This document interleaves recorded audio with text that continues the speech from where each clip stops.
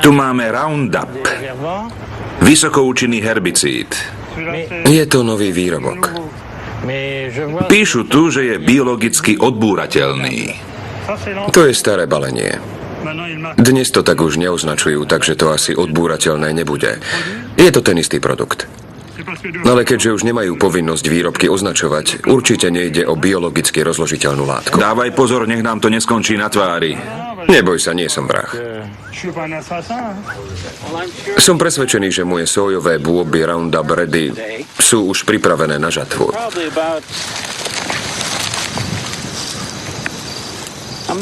Majú tak asi 11,5% vlhkosť, čo je ideálny stav.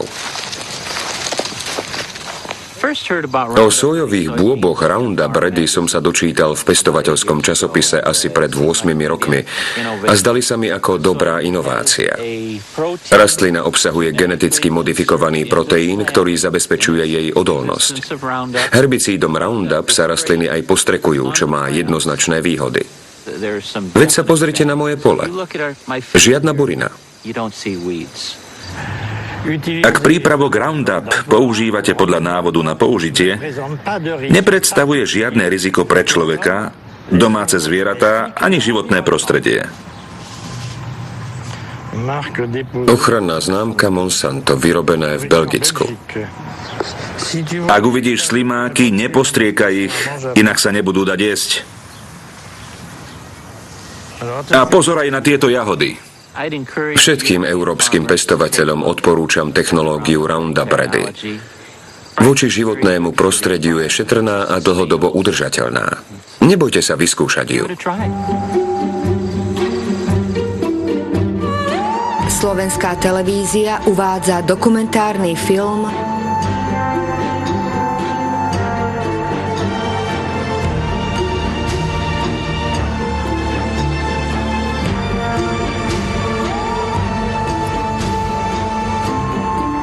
Svet podľa spoločnosti Monsanto.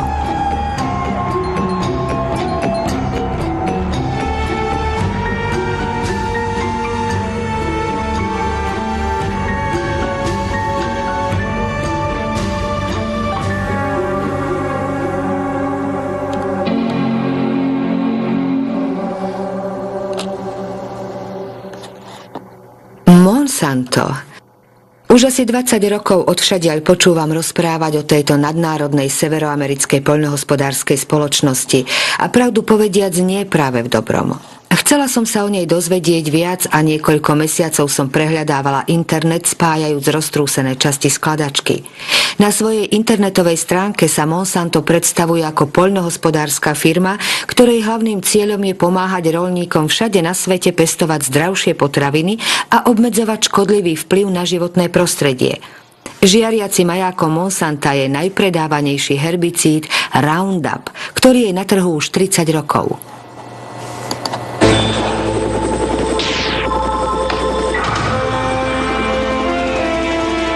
Zabiť burinu jednou ranou. Roundup. Monsanto je svetovou jednotkou aj v biotechnológiách. Zastrešuje produkciu 90% všetkých geneticky modifikovaných plodín planéty, ktoré boli upravené tak, aby odolali postrekom prípravku Roundup. Uvádza sa to aj na sojových semenách a výrobkoch.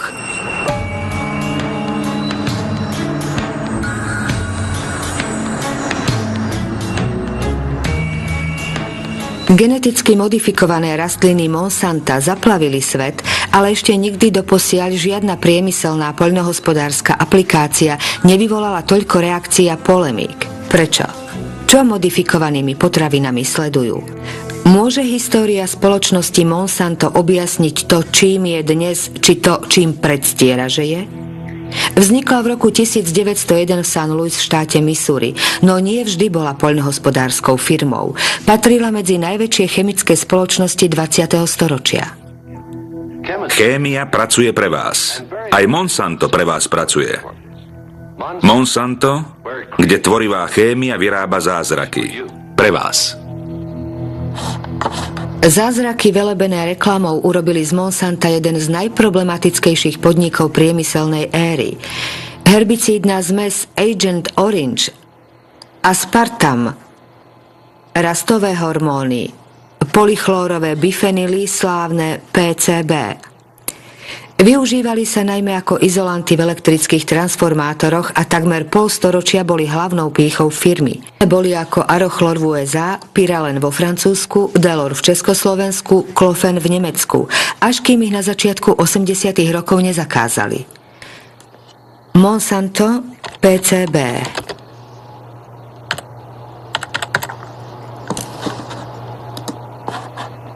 Článok z novín Washington Post z roku 2002. Monsanto celé 10 ročia zamlčiavalo znečisťovanie látkou PCB. Stalo sa tak v Enistone v štáte Alabama.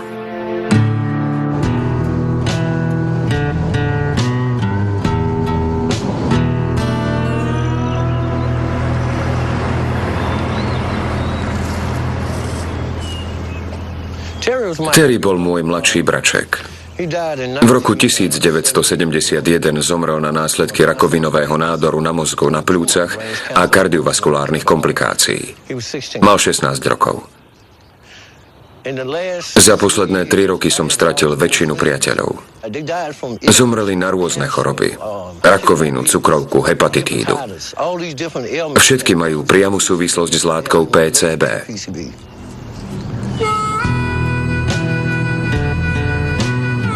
Táto cesta vedie k Monsantu.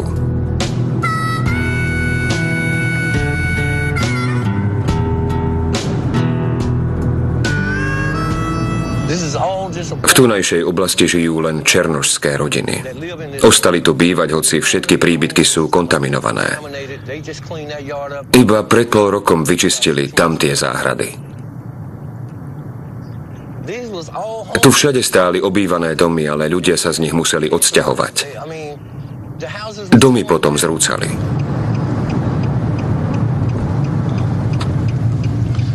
V tomto dome zomrel môj brat. A ja som tu vyrastal.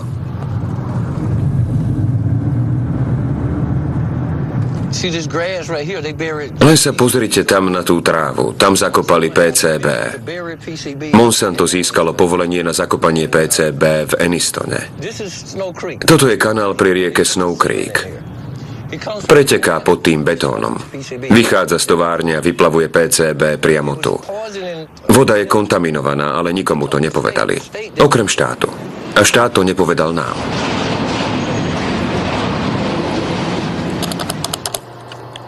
PCB. Monsanto o ňom vedelo, ale čo presne? Jedna washingtonská environmentálna organizácia vedená ekológom Kenom Cookom zverejnila na internete interné záznamy firmy. Väčšina z nich je označená slovkom dôverné.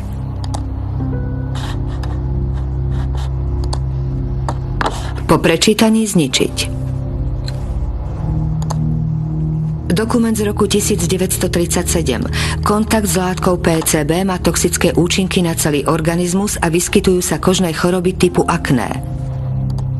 Rok 1961. Po prasknutí rúry v jednej stovárni pracujúcej s PCB sa u 2 pracovníkov objavili príznaky hepatitídy. Rok 1966. Vedci do vody kanála Snow Creek vhodili ryby. V priebehu 3,5 minúty všetky uhynuli. Znečistenie, list adresovaný osobám zodpovedným za predaj v roku 1970. Z tohto listu sa dozviete všetko. Píše sa v ňom: nemôžeme si dovoliť prísť o $1 z obchodu. Ľuďom v Enistone o znečistení vody nikto nepovedal, pretože Monsanto nechcelo prísť o $1. Až keď sa právnici obyvateľov Enistonu obrátili na súd, bola spoločnosť Monsanto prinútená priznať existenciu tajných dokumentov. Potvrdili sme si to, čo sme už dlho vedeli. Že o tom vedeli od úplného začiatku. Klamali. Utajovali pravdu pred vlastnými susedmi, v mnohých prípadoch aj pred predstaviteľmi vlády. A v prípadoch, že sa aj vláda dozvedela o istých skutočnostiach, namiesto toho, aby podržala ľudí, ktorých otrávili, držala stranu firme Monsanto. Je to absolútne odporný a neospravedlniteľný zločin.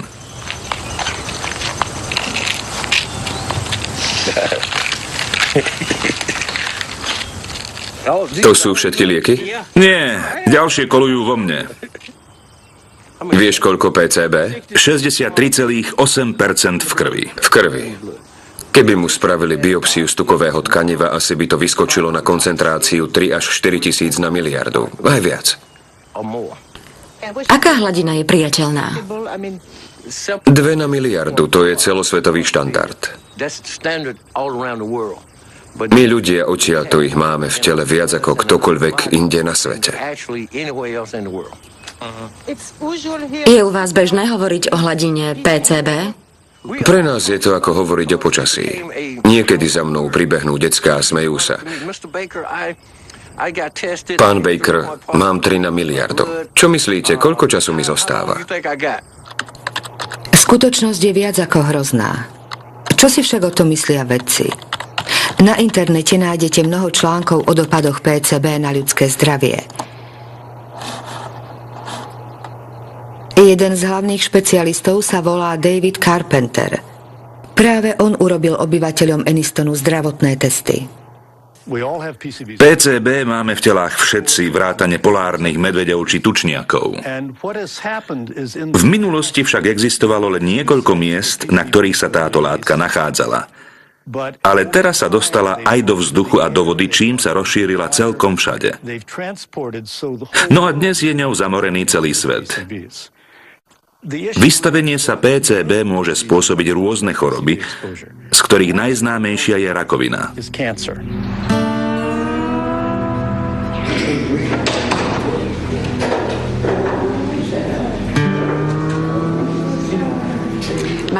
Podľa testov tuku je moja hladina PCB 200,2 na miliardu. U tehotných žien s vysokou hladinou PCB sa zvyšuje riziko porodenia dieťaťa so zníženým inteligenčným kvocientom. 29,6.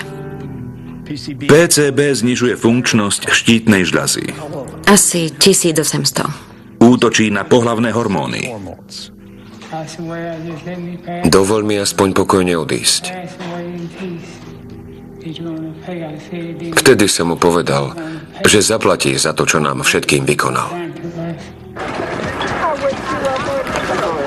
V roku 2001 vznieslo 20,000 obyvateľov Anistonu žalobu voči Monsantu. Spoločnosť a jej pobočka Soluša museli vyplatiť $700 miliónov určených na odškodnenie obetí, vyčistenie miesta a vybudovanie špecializovanej nemocnice.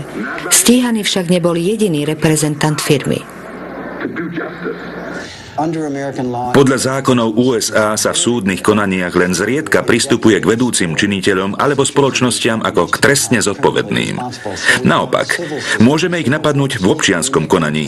Nariadíme im platiť pokutu, ale vo väčšine prípadov prichádza pokuta neskoro. No a predstavuje len smiešny zlomok ich zisku. Presne preto sa im vypláca uchovávať problémy v tajnosti. Pýtate sa, prečo by mali niečo tajiť aj teraz? Musím povedať, že spoločnostiam ako Monsanto by sme nikdy neuverili, že by o podobných veciach hovorili pravdu. Nikdy sa im nedá veriť. Monsantu sa nedá veriť, povedal Ken Cook. A keď sa pozrieme na ochranu známku Roundup, herbicid ospevovaný záhradkármi a farmármi, o čo presne ide? Je to obchodný názov, ktorý dala spoločnosť Monsanto účinnej látke glyfosát, tzv. Neselektívnemu totálnemu herbicídu ničiacemu všetky rastliny. Na trh sa dostal v roku 1974 a úspech bol blesku rýchly, veď Monsanto ubezpečovalo, že je úplne odbúrateľný a šetrný. Predstavujeme vám Roundup, prvý odbúrateľný herbicíd. Burinu zničí od hlavy až po pety a neznečistí ani pôdu, ani rexovú kostičku. Roundup je herbicíd, s ktorým je plieť radosť. Biologicky odbúrateľný Roundup. Ken Cook mal pravdu. Spoločnosť bola dvakrát odsúdená za klamnú reklamu. Prvý raz sa tak stalo v New Yorku v roku 1996 a len celkom nedávno vo Francúzsku. Súd sa uzhodol, že výrazy ako odbúrateľný, zachovanie čistej pôdy či šetrné voči prírodnému prostrediu boli zavádzajúce reklamné údaje. Tým skôr, že podľa štúdií vykonaných samotnou firmou Monsanto sa dá 2% odbúrateľnosť dosiahnuť až po uplynutí 4 týždňov. A vraj prečo sa termín biologicky odbúrateľný náhle vytratil z obalov. To však nie je všetko. Viaceré vedecké štúdie dokazujú, že Roundup je vysokotoxický. Jeden príklad. Roundup spôsobuje funkčné poruchy bunkového delenia. Štúdia profesora Roberta Belého.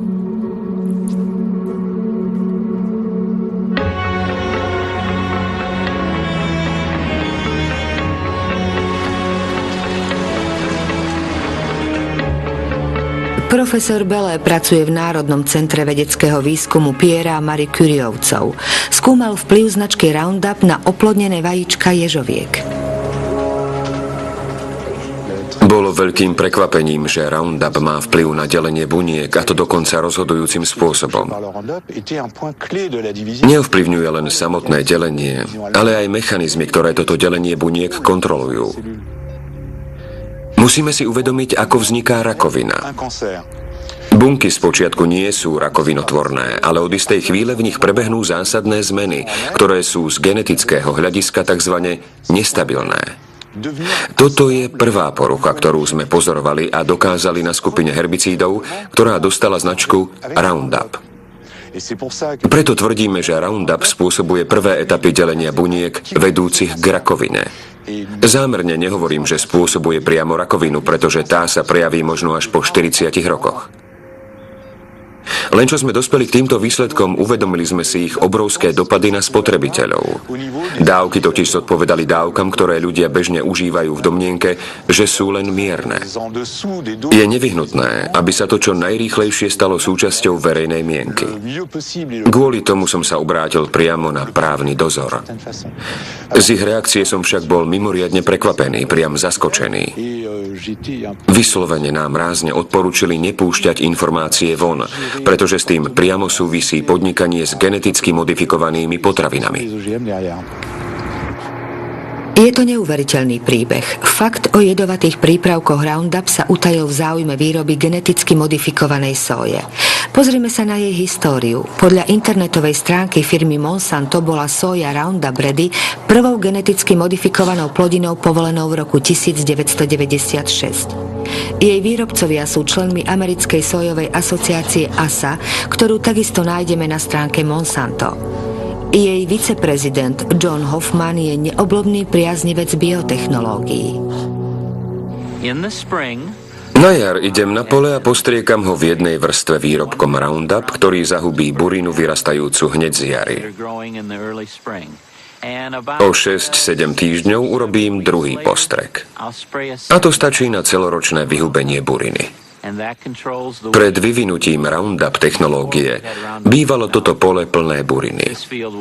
Museli sme ho celé prechádzať a burinu ručne vytrhávať, čo si vyžadovalo veľa pracovnej sily. Systém Roundup teda nešetrí len môj čas, ale aj peniaze. Poľnohospodári ľahko podľahli zvodom nového zázraku od firmy Monsanto. Ako však funguje? Ako môže soja prežiť útoky totálnych herbicídov? Tu máme jednu sojovú bunku. Jej jadro obsahuje DNA, genetickú štruktúru soje. Vytváraním modifikovaného organizmu Monsanto porušuje zákonitosti rastlinného druhu. Výskumníci vybrali gén pochádzajúci z baktérie, ktorá odoláva vplyvom látky Roundup. Gén sa uchytí na mikroskopických čiastočkách, ktoré sú v sojových bunkách zaplavované hotovou sprškou podobných génov. Gén prenikne do DNA a vytvorí proteín, ktorý rastlíne umožní odolať vplyvu Roundup. Keď sa teda pole postrieka týmto herbicídom, zahynú všetky rastliny okrem soje. Nedá sa poprieť, že ide o hotový technologický prevrat. Len s tou drobnosťou, že soja pokropená všemocným herbicídom nakoniec skončí na tanieri spotrebiteľa. Pred uvedením na trh by sa teda mal dôkladne preskúmať jej vplyv na zdravie. Kto bol v tom čase ministrom poľnohospodárstva? V rokoch 1995 až 2000, v čase úradovania Billa Clintona, to bol Dan Glickman.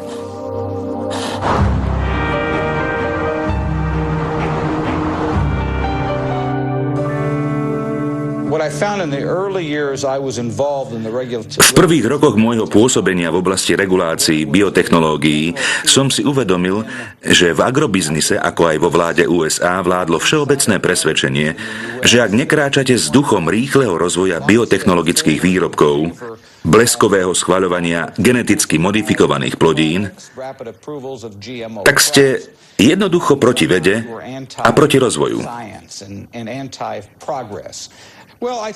Úprimne povedané, v poľnohospodárskom priemysle pracovalo veľa ľudí, ktorí si neželali toľko analýz, ako sme zrejme mali vykonať. Do výroby produktov totiž investovali priveľa peňazí. Keď som sa stal tajomníkom, vyvíjal sa na mňa veľký tlak vzhľadom na to, že som bol poverený oddelením usmerňujúcim poľnohospodárstvo. Nechceli, aby som zašiel priďaleko.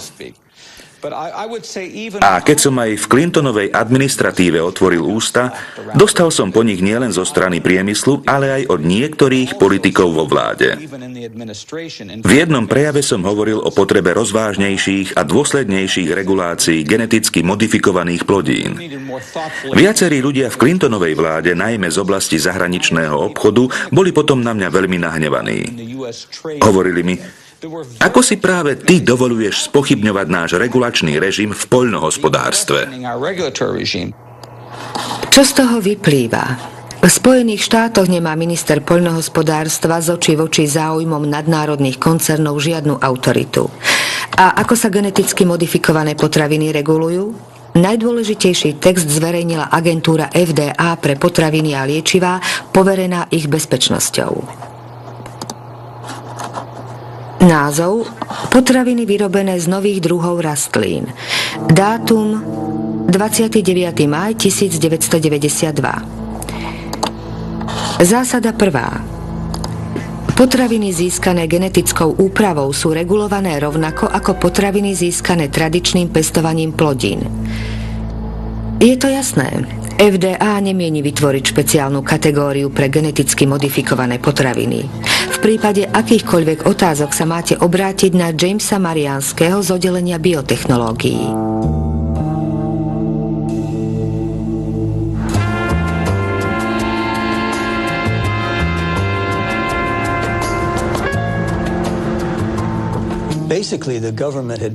Vláda sa rozhodla, že nevytvorí nové zákony, pretože sa nazdávala, že dovtedajšie zákony boli dostatočne rozpracované na to, aby mali pre technologické firmy potrebnú váhu. Znamená to, že Bielý dom dal vypracovať text, podľa ktorého by geneticky modifikované potraviny nepodliehali zvláštnemu systému regulácií? To sa predsa nezakladá na vedeckých údajoch. Je to čisto politické rozhodnutie. Áno, bolo to politické rozhodnutie s veľmi širokým dopadom. Netýka sa totiž len potravín, ale všetkých biotechnologických produktov. Aké úprimné priznanie. James Mariansky uznáva, že regulatívy geneticky modifikovaných potravín sa zakladali nie na vedeckom, ale na politickom rozhodnutí. Ako sa však toto rozhodnutie zdôvodnilo? Zásada 2. Potravinové komponenty pochádzajúce z geneticky modifikovanej rastliny majú také isté alebo podobné zloženie ako tie, ktoré bežne nachádzame v potravinách. Inými slovami, agentúra a priori tvrdí, že modifikovaná rastlina sa od normálnej ničím nelíši. Nazýva sa to princíp substanciálnej rovnocennosti, ktorý sa prijal všade na svete. V spore medzi zástancami a odporcami modifikovaných plodín je kameňom úrazu. Ako mohla agentúra FDA dospieť k vyhláseniu, že modifikovaná plodina sa od prirodzenej nelíši?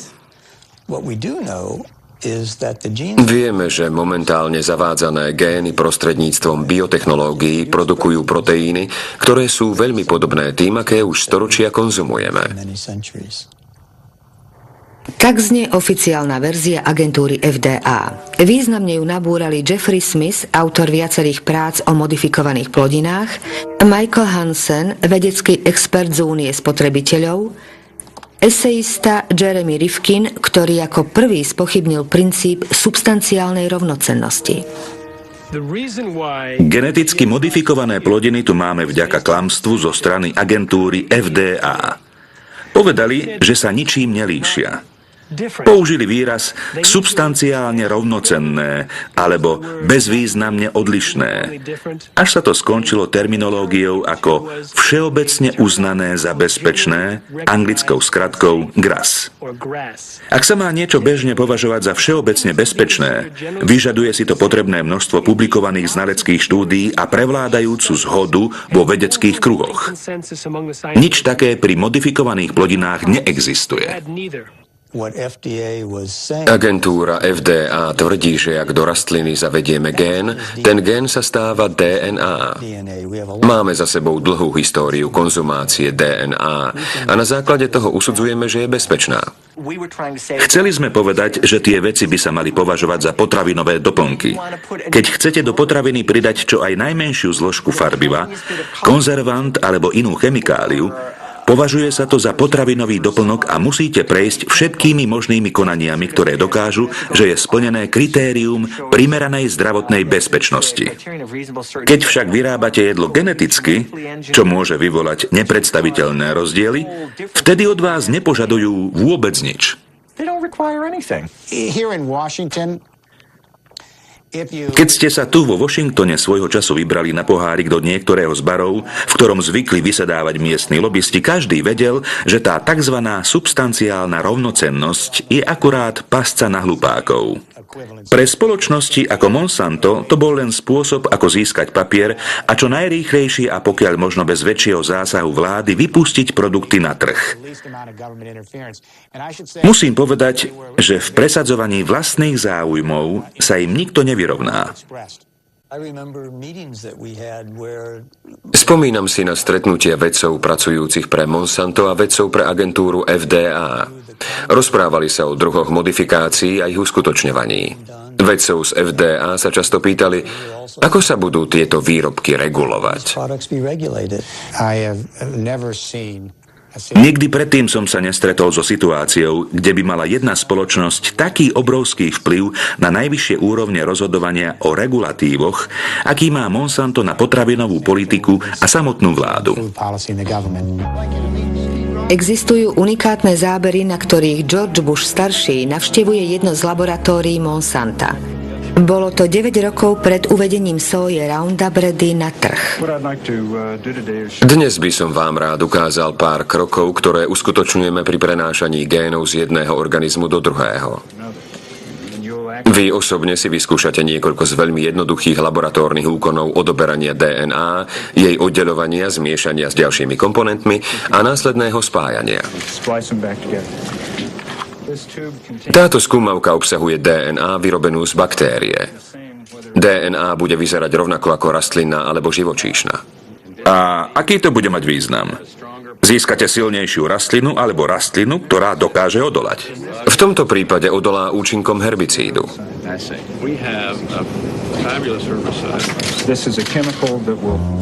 Keď bol George Bush na návšteve Monsanta, bol ešte vo funkcii viceprezidenta Ronalda Reagana. Čarovným slovíčkom republikánskej administratívy bolo slovo deregulácia. Ide o podporu priemyslu pri maximálnom znížení tzv. Byrokratických okov, za aké sa považujú zdravotné testy nových produktov či testy vplyvu na životné prostredie.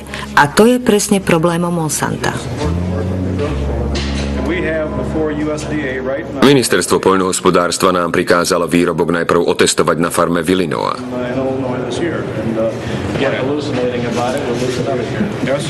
Máme s tým problémy. Stratíme celý rok a náklady sa nám tak zvyšujú. Úprimne, na postup ministerstva sa nesťažujeme, veď postupuje podľa zákonných predpisov. Pri nových veciach sa naozaj usilujú pracovať čo najzodpovednejšie, čo je pochopiteľné, ale ak do septembra nedostaneme povolenie, budeme musieť zmeniť retoriku. Zavolajte mi, riešime deregulácie, možno to vyjde. Keď bol George Bush zvolený za prezidenta Spojených štátov, jeho miesto v roku 1988 zaujal Dan Quayle. Nový viceprezident o 4 roky verejne vyhlásil, že postoj vlády ku geneticky modifikovaným plodinám zodpovedá požiadavkám Monsanta. Pristupujeme k tomuto kroku z iniciatívy úradu prezidenta. Nachádzame sa v druhej fáze. Spojené štáty americké sú už teraz svetovou jednotkou v biotechnológiách a to si mienime udržať. Len v roku 1991 priniesli obrat 4 miliardy dolárov. Do roku 2000 to môže byť až 50 miliárd, ak sa nám podarí zastaviť nepotrebné regulácie. Myslíte si, že išlo o komplot? To je možno prísilné slovo. Z hľadiska korporácie to bolo dokonale uskutočnené prevzatie moci. V začiatkoch presadzovania ich politiky v praxi sa stal výkonným riaditeľom agentúry pre potraviny a liečivá FDA Michael Taylor. Kto je Michael Taylor? Na internete som našla jedinú fotografiu tohto tajúplného muža. Dnes vedie Fond pre zdroje budúcnosti.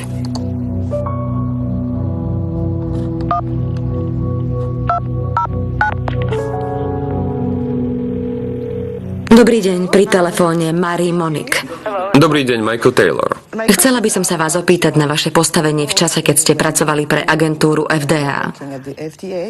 Prv, ako ste tam nastúpili, pracovali ste 7 rokov ako právny zástupca pre Monsanto. Je to pravda? Bol som partnerom v právnickej firme, ktorej klientom bola aj spoločnosť Monsanto a riešil som pre nich niekoľko káuz. Ak tomu rozumiem správne, agentúra FDA pre vás vytvorila novú pozíciu tzv.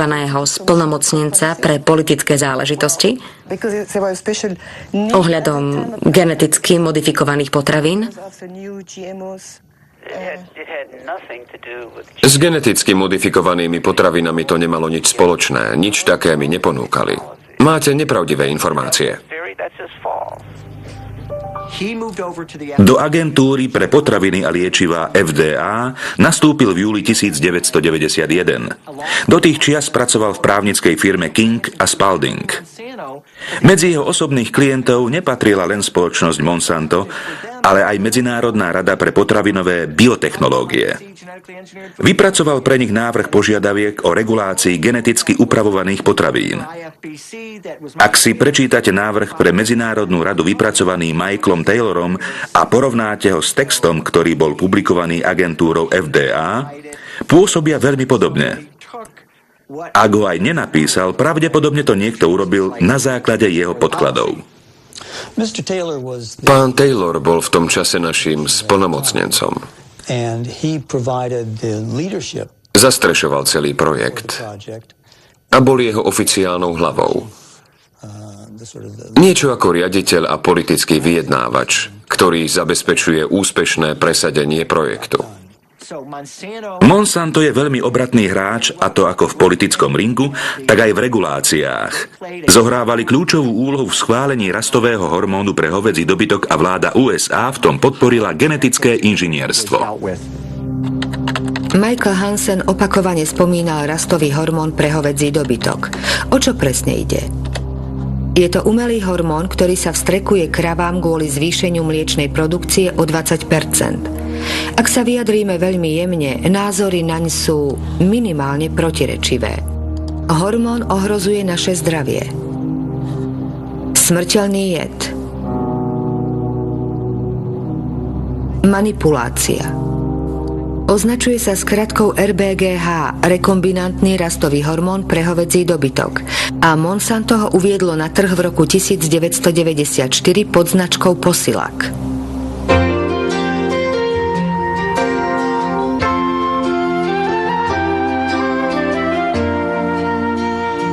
Posilac je zďaleka najrevolučnejší testovaný produkt.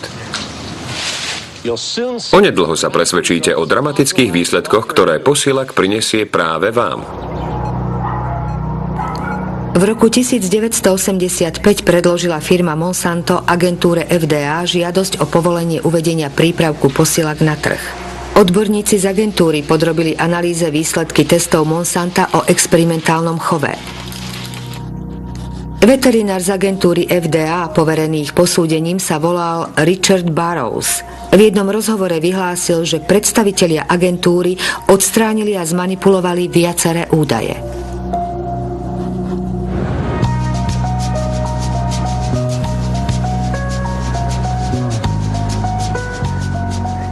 V údajoch, ktoré prišli z Monsanta, chýbalo mnoho podstatných zásad mliečneho priemyslu.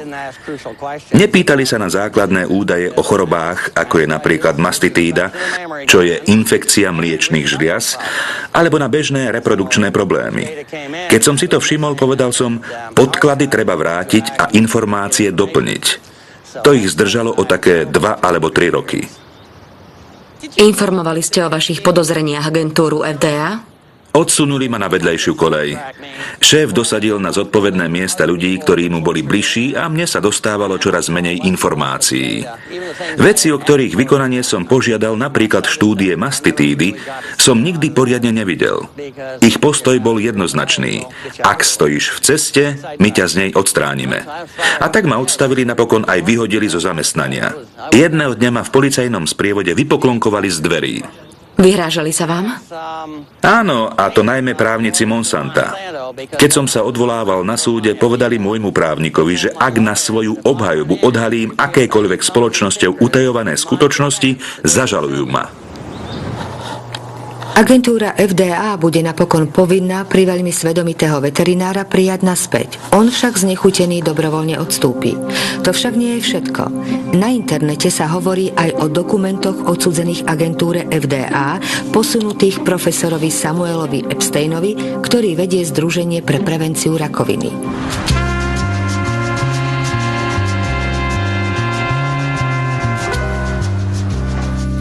V roku 1990 vydal profesor Epstein článok v odbornom časopise The Milk Week, ktorý sa špecializuje na mliečnú výrobu. Jeho šéfredaktor je novinár Pete Hardin. Článok, založený na dôkladne preskúmaných tajných dokumentoch, spôsobil hotovú senzáciu. Jedného dňa mi do práce prišla veľká zásielka plná rôznych dokumentov. Bola z Washingtonu a odosielateľ bol anonymný.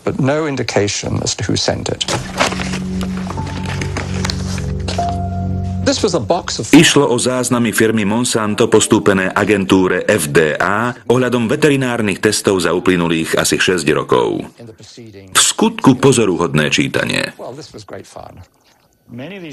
Mnohé z dokumentov boli originály a navyše označené slovom tajné. Išlo o tajné informácie, ktoré sa nesmú kopírovať, predkladať nepovolaným osobám alebo bez povolenia vynášať mimo spoločnosti.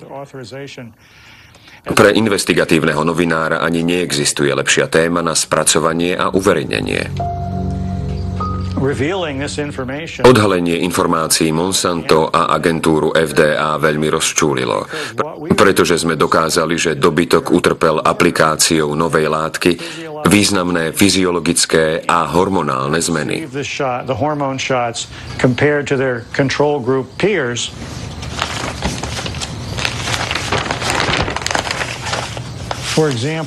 Napríklad sme dokázali, že pravé vaječníky kráv, ktoré prijímajú syntetický hormón, boli v 3 testovaných skupinách zväčšené o 34, 42 až 44%.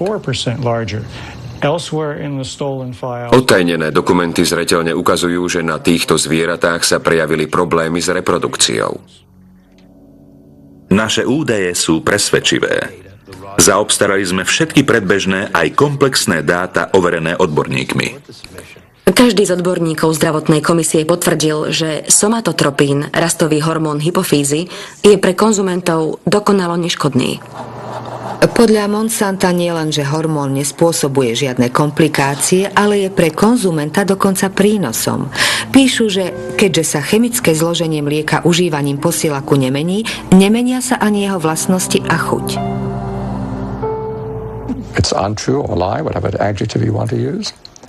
Je to čistá lož. Mlieko sa mení po mnohých stránkach. Nakoľko sa u takého dobytka zvyšuje výskyt mastitídy, do mlieka sa priamo dostáva hnis.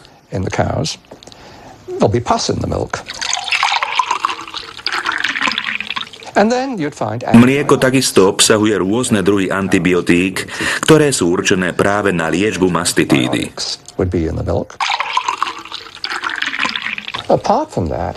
Okrem toho je zaznamenané veľmi zásadné zvýšenie hladiny IGF-1, inzulínového rastového faktoru 1.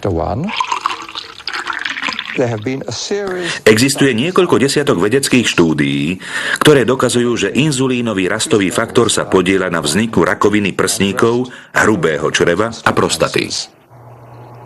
Príbeh nadobúda čoraz odstrašujúcejšie rozmery. Existujú aj iné krajiny, ktoré povolili hormón RBGH.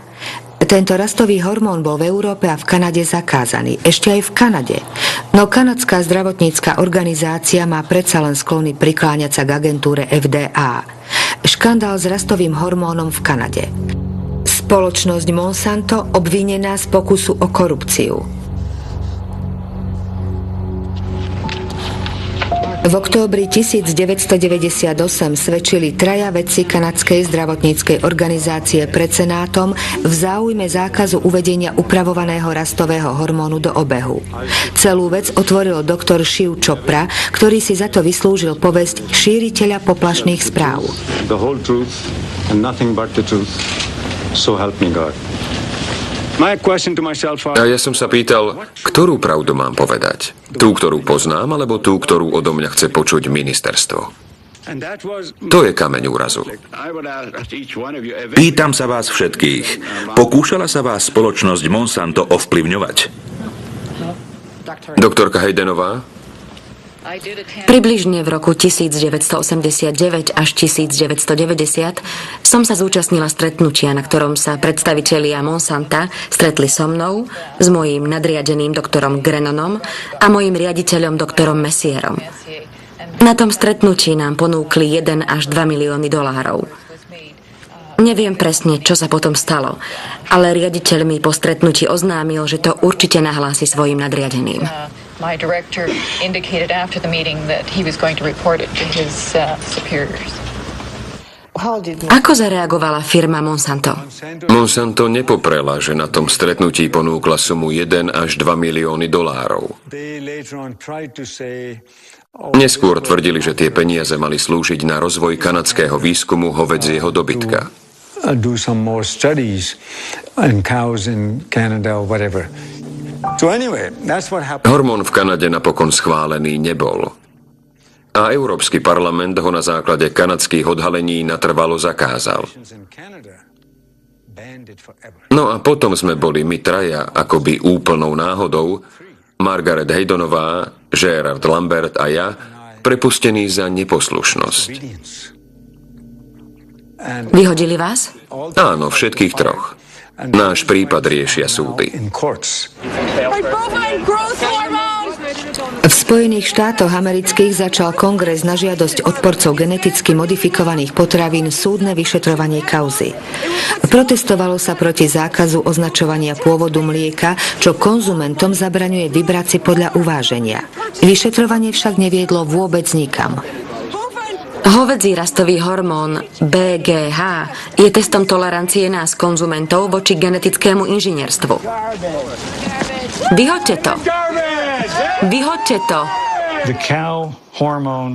Hovedzí rastový hormón bol prvou veľkou aplikáciou biotechnológie vo výrobe potravín. A Monsanto je naozaj veľmi vplyvná korporácia s mnohými väzbami na najvyššie miesta vo vláde. Vo federálnej vláde preto jasne prevládal prístup, že biotechnológie sú natoľko dôležité, že akési otázky o zdraví kráv alebo nebodaj ľudí sú jednoducho celkom bezvýznamné. Ak hľadáte spôsob, akým sa agentúre pre potraviny a liečivá FDA podarilo presadiť schválenie hormónu, bolo to jej prepojenie s kľúčovými pozíciami v spoločnosti Monsanto. Funguje to ako otáčavé dvere alebo efekt špirály. Áno, efekt otáčavých dverí. Tento efekt nie je známy len z poľnohospodárstva, ale žiaľ aj z mnohých iných odvetví. Donald Rumsfeld bol výkonný riaditeľ firmy Searle, dcérskej pobočky Monsanta. Bývalý obchodný veľvyslanec Spojených štátov, Mickey Cantor, napokon skončil v Monsante. Sudca Najvyššieho súdu Clarence Thomas predtým takisto pracoval pre Monsanto. Monsanto, otáčavé dvere, pripomína hru škatule, hýbte sa. Stav v roku 1999. Linda Fischerová z agentúry pre ochranu životného prostredia v Monsante, Michael Friedman za agentúru FDA v Monsante, Marcial Hale a Josh King za Biely dom, Margaret Millerová z Monsanta v agentúre FDA, William Ruckelshaus za Monsanto a nezabúdajme na cirkulujúceho Michaela Taylora.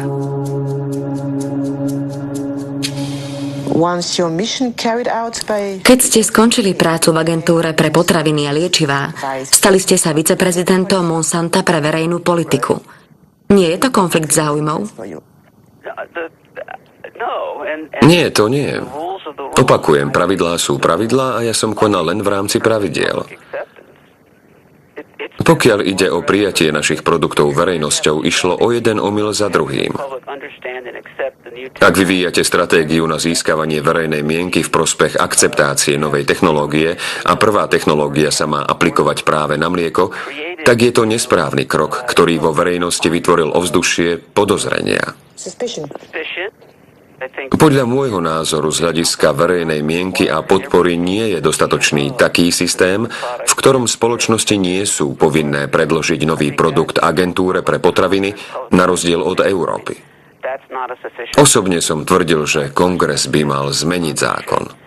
Kongres by mal vytvoriť záväzný systém, ktorý by zabezpečoval, že sa každý jeden nový produkt podrobí bezpečnostnému posudku agentúry FDA. Tak tomu sa hovorí veľmi zaujímavé priznanie. Zdá sa, že Michael Taylor ľutuje, že v roku 1992 podpísal isté právne predpisy. Čo si o tom mysleli vedci z agentúry FDA? Zhodli sa na právnych normách týkajúcich sa modifikovaných potravín? Interné dokumenty ukazujú, že agentúra ignorovala znepokojenia vlastných vedcov. Podpísaný Steven Drucker.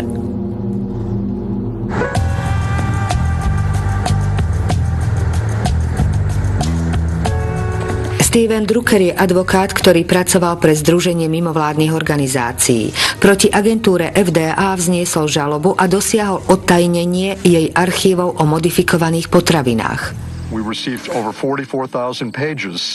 Dostali sme asi 44 000 strán z archívov agentúry pre potraviny a liečivá. Ukázalo sa, že minimálne od roku 1992 zavádzali celý svet a pokračujú v tom. Tvrdia, že vo vedeckej komunite panuje väčšinový súhlas, že geneticky upravované potraviny sú rovnako bezpečné ako neupravované potraviny.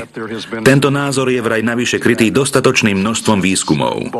Všetko je to nehanebná lož. Napríklad doktor Louis Pribyl z oddelenia mikrobiológie agentúry FDA uvádza: medzi druhmi efektov pozorovaných pri tradičnom chove a genetickom inžinierstve sú zásadné rozdiely. V internej správe doktor Pribyl ďalej uvádza, že niektoré aspekty genetického inžinierstva môžu byť veľmi riskantné. Znepokojenie, ktoré prejavili viacerí vedeckí experti, bolo natoľko jednoznačné, že doktorka Linda Kálová, ktorá mala na starosti zozbieranie vedeckých podkladov, napísala správu doktorovi Jamesovi Marianskému na oddelenie biotechnológie. Z otajnených interných dokumentov agentúry FDA jednoznačne vyplýva, že medzi vedcami pracujúcimi pre agentúru bolo veľa kritikov. Mám napríklad k dispozícii vyhlásenie, ktoré vám poslala Linda Kálová. Prehlasuje, že proces genetického inžinierstva a tradičného chovu sa zásadne odlišuje. A čo na to technickí odborníci z agentúry? Vedú k rôznorodým rizikám. Je pravda, že rôzni ľudia mali rôzne názory. Linda Kálová to v správe naozaj napísala. Ale keď sme naše stanovisko vypracovali, všetci vedci s ním súhlasili. Agentúra FDA sa samozrejme zameriavala na využitie genetického inžinierstva a nemala žiadne informácie o tom, že len samotné používanie techniky spôsobuje rozdiely v bezpečnosti alebo kvalite produktu.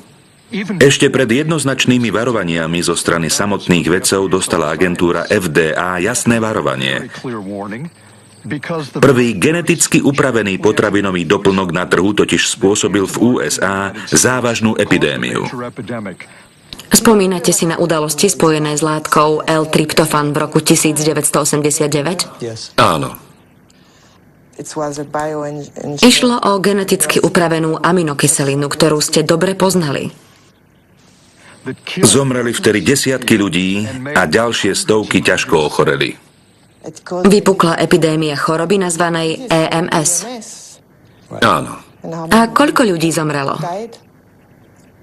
Áno, ale my sme potom... 37. A viac ako 1000 ostala s trvalými následkami. Spomínate si na to? Áno. Vy ste vtedy podľa záznamov povedali toto. Nepoznáme príčinu choroby EMS, ale nemôžeme vylúčiť, že je spôsobená genetickou modifikáciou. Povedali ste slova, ktoré som prečítala? Áno. Neuveriteľné. James Mariansky nevylúčil, že by genetická manipulácia mohla spôsobiť nepredvídané účinky, no nepohol proti nej ani len prstom. Existovali aj nezávislí vedci, ktorí sa podieľali na analyzovaní tohto kľúčového aspektu? Arpad Pusztai, prestížny vedec, prišiel o prácu, keď vyjadril svoje znepokojenie ohľadom geneticky upravovaných potravín. Písal sa rok 1998.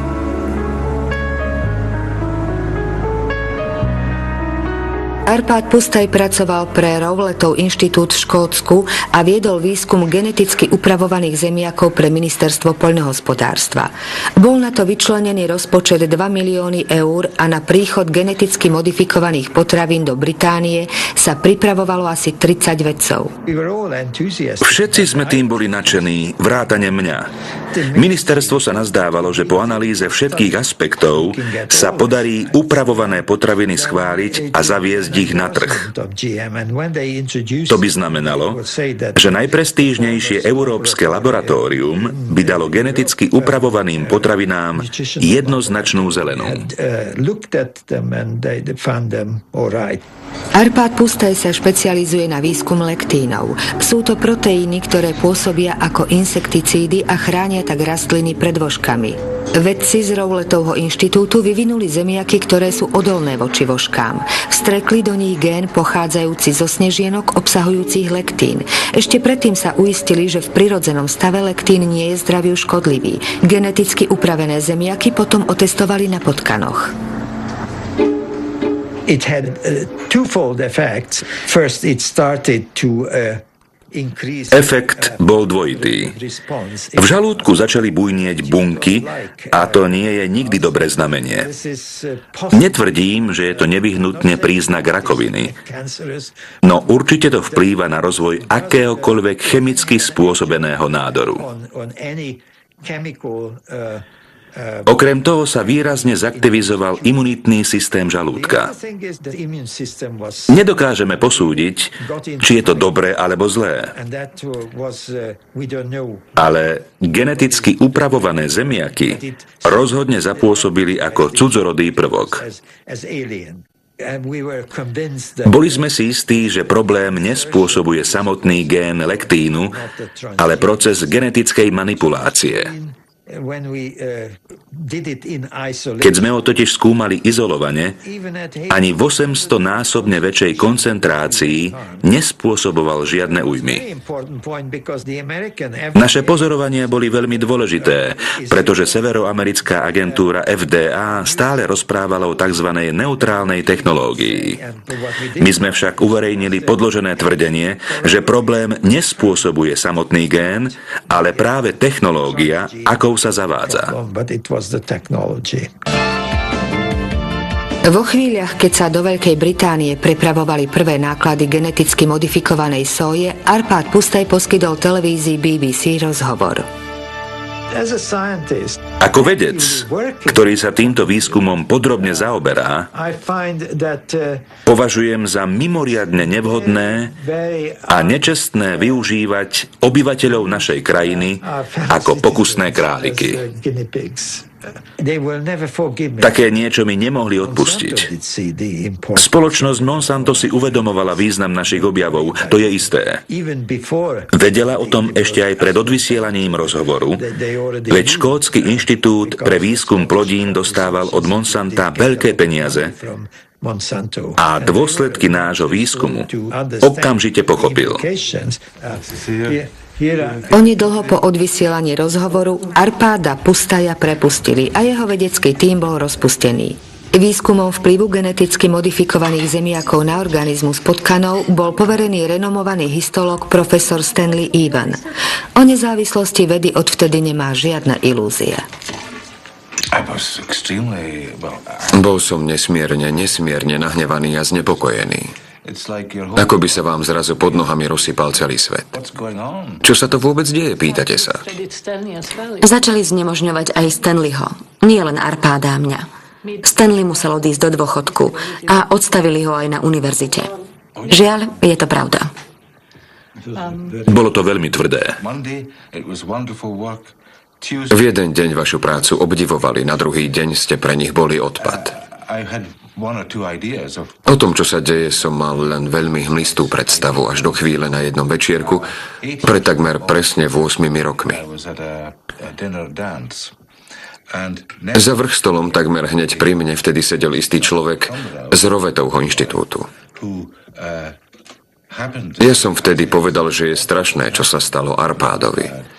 Áno, odpovedal on. A vedeli ste, že z Downing Street nezavolali nášmu riaditeľovi raz, ale priam dvakrát? Vtedy som samozrejme veľmi presne pochopil, aká hra sa tu hrá. Že ide o nadnárodné záujmy a na Tonyho Blaira sa vyvíja tlak zastaviť našu činnosť, pretože by to mohlo ohroziť priemysel a biznis Spojených štátov amerických, spochybniť celý biotechnologický priemysel. Aféra Arpád Pustaj spustila vo Veľkej Británii vlnu odporu voči geneticky upravovaným potravinám. Na čele odporu stála organizácia Greenpeace. Približne o rok na to prisľúbil generálny riaditeľ Monsanta Robert Shapiro virtuálnu účasť na konferencii zorganizovanej ekologickými aktivistami. Je to asi jediný filmový záznam bývalého generálneho riaditeľa, ktorý v čase biotechnológií rozhýbal spoločnosť vypustením nového príznačného sloganu Jedlo, zdravie a nádej. Firma Monsanto vyvinula obrovské úsilie pri pretláčaní svojich produktov za pomoci nadnárodných potravinových výrobcov, distribútorov, komunikačných agentúr, regulatívov a dokonca aj za pomoci vlád. Nesprávate sa ako spoločnosť ponúkajúca život a nádej, ale ako grobiani pretláčajúci svoje záujmy silou. Ak som grobian, tak určite nie veľmi úspešný. Rád by som na úvod zdôraznil, že biotechnológia je nástroj. Biotechnológia nie je sama o sebe ani dobrá, ani zlá. Dá sa použiť dobre, rovnako ako sa dá použiť zle. Všetky produkty na trhu prešli regulatívnymi procesmi, ktoré stanovila naša spoločnosť, aby zabezpečila bezpečnosť konzumenta rovnako ako ekologickú bezpečnosť samotného výrobku.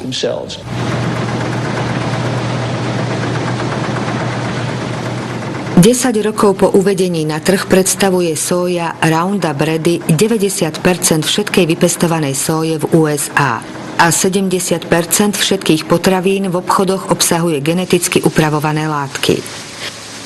Na rozdiel od Európy nemajú konzumenti na výber, pretože označovanie takýchto výrobkov je zakázané. Je to priamy dôsledok spomínaného princípu substanciálnej rovnocennosti. Tento sojový bôb môžem v úplnej istote a bezpečnosti zjesť. Organizácia FDA je podľa mňa presvedčená, že takéto sójové bôby sú rovnako bezpečné ako iné druhy sóje. Ako si agentúra môže byť taká istá? Vychádza z údajov, ktoré poskytla spoločnosť Monsanto a ktoré preverili vedci pracujúci pre agentúru FDA. Nie je v záujme spoločnosti vytvoriť štúdiu, ktorá by potom nejakým spôsobom utajila výsledky. Ako si môže byť James Mariansky taký istý? Ak zadáme heslo Monsanto sfalšovala vedecké výsledky, ukáže sa nám 174 odkazov. Medzi nimi sa nachádza aj správa Agentúry pre ochranu životného prostredia USA. Uvádza, že Monsanto sfalšovala štúdie o karcinogénnych vplyvoch dioxínu.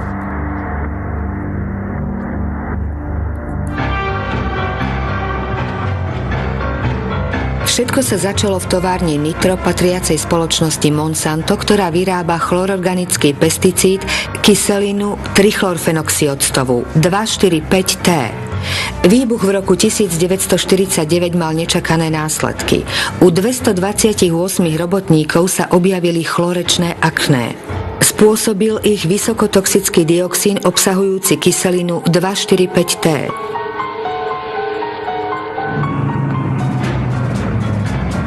Táto kyselina je základnou zložkou zmesi Agent Orange s herbicídnymi a defoliačnými účinkami, ktorú používala severoamerická armáda vo vietnamskej vojne. V južnom Vietname vyliala v 60. rokoch 40 miliónov litrov tejto látky, čo predstavuje 400 kg čistého dioxínu. Otrávili sa asi 3 milióny osôb vrátane tisícov severoamerických vojakov. Aj 40 rokov po skončení vojny má dioxín svoje obete. Je známe, že tento jed spôsobuje rakovinu a ťažké genetické poškodenia.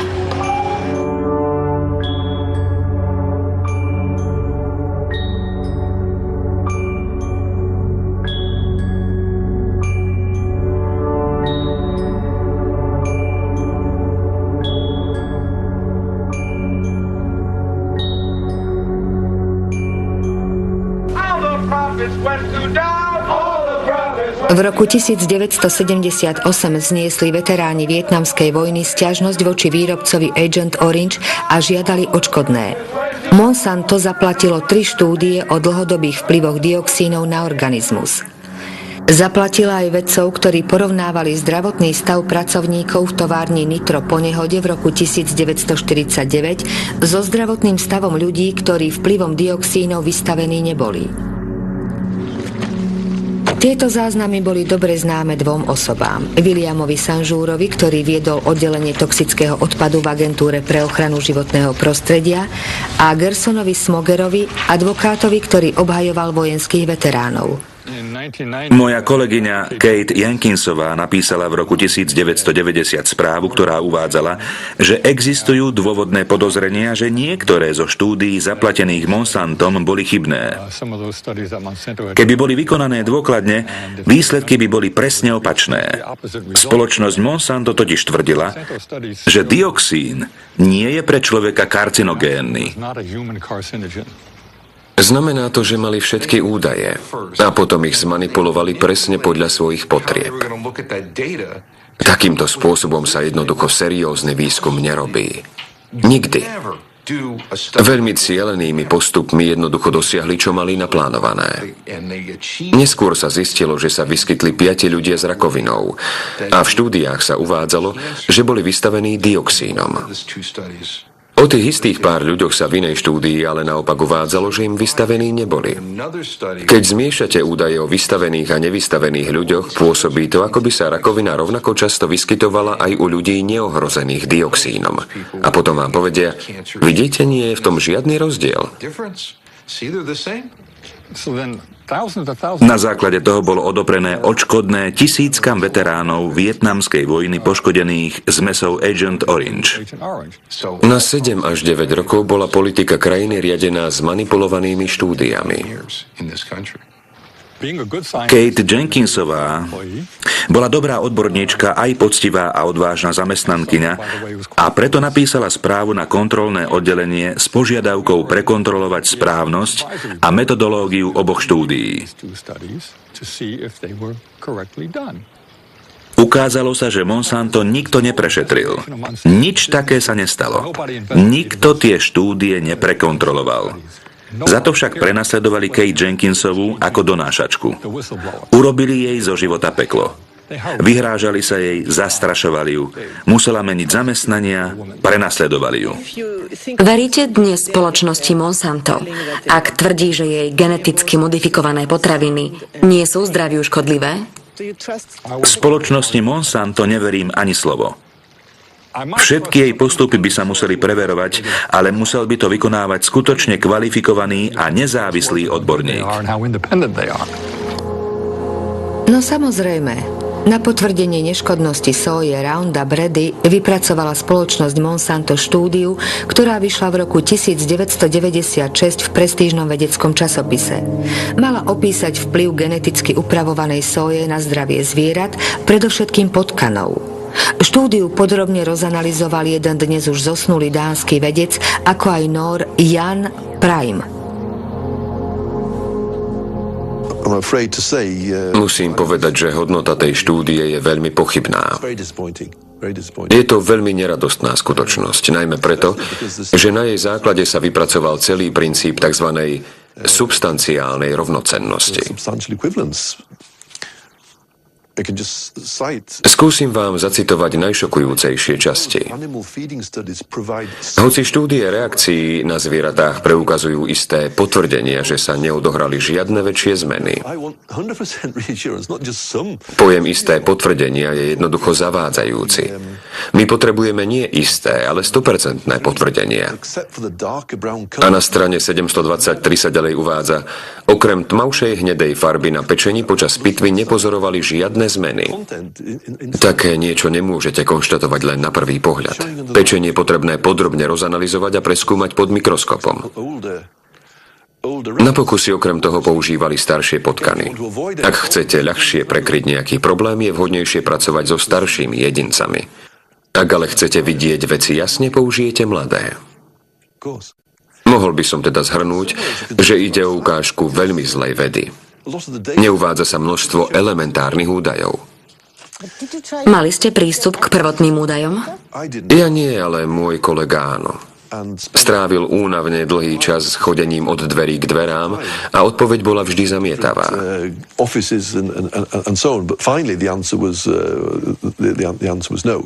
Keby nebolo čo skrývať, nebol by s tým žiadny problém a potrebný materiál by bol dostupný pre každého. Keď však všetci reagujú vyhýbavo, logicky vzniká podozrenie. Pýtate sa, prečo tie dáta skrývajú?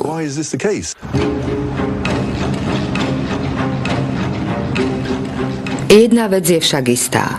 Zásluhou zmanipulovaných pseudoštúdií ovládli geneticky modifikované plodiny Monsanta celý svet. Celú Ameriku od severu na juh, Áziu aj Austráliu. Geneticky modifikované sadenice a semená sa rozšírili na miliónoch hektárov. 70% z nich je odolných voči zmesi Roundup a 30% bolo geneticky upravených na výrobu insekticídu nazvaného BT.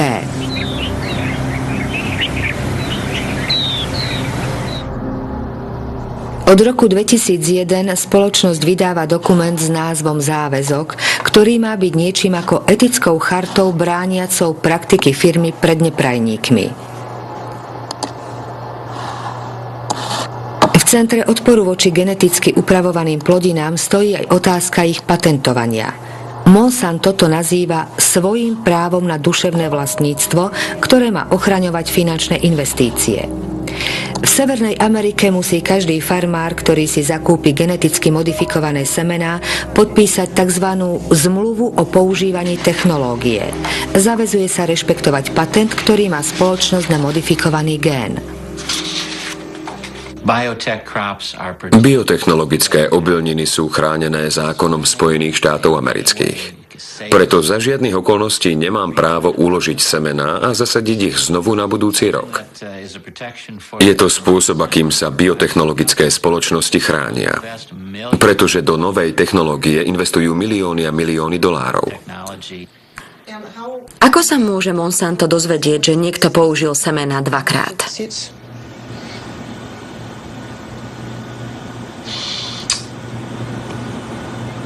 I'm not sure how to answer that. No. Na túto otázku neviem odpovedať. Ako sa dozvedia, že niekto použil semená dvakrát? Je to dobrá otázka pre Monsanto. Otázka je taká ošemetná, že ju Monsanto radšej obchádza a odpoveď nahrádza krásnymi sľubmi. V prípade, že by sa odrody nami patentované na poliach farmárov objavili neúmyselne, zavezujeme sa nájsť také riešenie, ktoré by uspokojilo ako poľnohospodára, tak spoločnosť Monsanto. No realita je už idyle vzdialenejšia. Centrum pre bezpečnosť stravovania vo Washingtone vydalo štúdiu o roľníkoch, ktorých prenasleduje Monsanto za nedodržiavanie patentu o semenách. Je zaregistrovaných aspoň 100 procesov za rôzne priestupky. Medzi obeťami je aj Troy Roche, poľnohospodár zo štátu Indiana.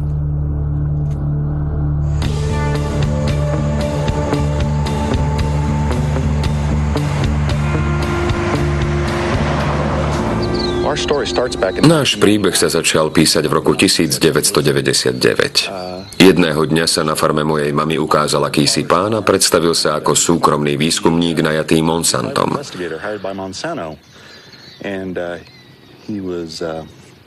Robil prieskum farmárov, ktorí si prezimúvajú semená rastlín. Veľmi priamo sa nás opýtal, či sme si uchovali ich semená. My na to, že nie, neuchovali. A ukázali sme mu naše zásoby herbicídov a sadeníc, všetky príjmové doklady a dokumenty a povedali sme mu, kde máme sklady, aby si mohol všetko osobne overiť. Tú ponuku však odmietol.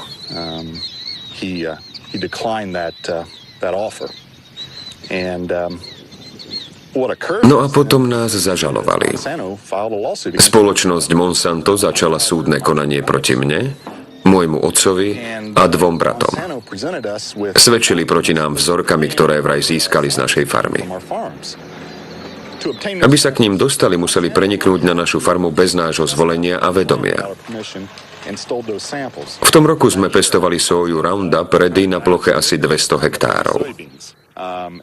Mali sme uzavretú zmluvu na rozmnožovanie semien, ktorá mala veľmi špecifické prvky. Do detailu opisovala špecifické polia, ktoré preto nebolo ťažké odlíšiť od ostatných. Každý to vedel. Prečo ste sa chceli s Monsantom mimosúdne vyrovnať? Po 2,5 roku naťahovačiek bola naša rodina v koncoch. Pre celý ten tlak a stres. Viete, vlastne hrozili zničením práce 5 generácií. Keby to bola spoločnosť Monsanto vyhrala, všetko je preč. Všetko by bolo navždy preč. Dobrý deň. Ešte sa držíte? Držíme. Troy Roche a David Ranion pestujú tradičnú sóju. Obaja sa stali obeťou toho, čo sa v Spojených štátoch amerických nazýva génová polícia. Monsanto ju vytvorilo na udržiavanie svojho vplyvu na poliach a poľnohospodárov udržiava v strachu všade tam, kde odmietnú totalitné podmienky sveta ovládaného geneticky modifikovanými plodinami. Troj, musím ti niečo ukázať. Pozri sa, čo som vyrobil na ochranu pred vstupom nevítaných hostí na môj pozemok.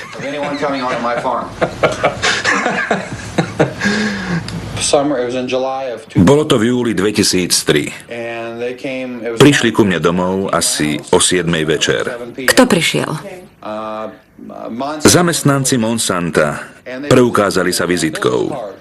Dali mi pár otázok ohľadom soje a kukurice, ktoré pestujem. Potom sa ma opýtali, kde ich predávam. Napokon som ich zastavil, že je to priveľa. Patenty všetko zmenili. Dôvera medzi susedmi je preč. Ja osobne mám blízke vzťahy asi už len s 2 miestnymi farmármi. Majú farmári strach? Samozrejme, že sa boja. Proti tým ľuďom sa nedá brániť. Vytvorili priemysel, ktorý slúži len na to, aby poľnohospodárom zničil život. Preto ten strach. A vy sa bojíte, že by vás nejaký sused udal? Áno.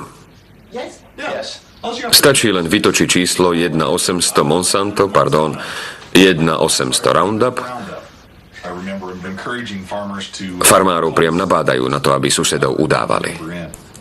A prečo to Monsanto robí? Aby mali všetko pod kontrolou. Semená?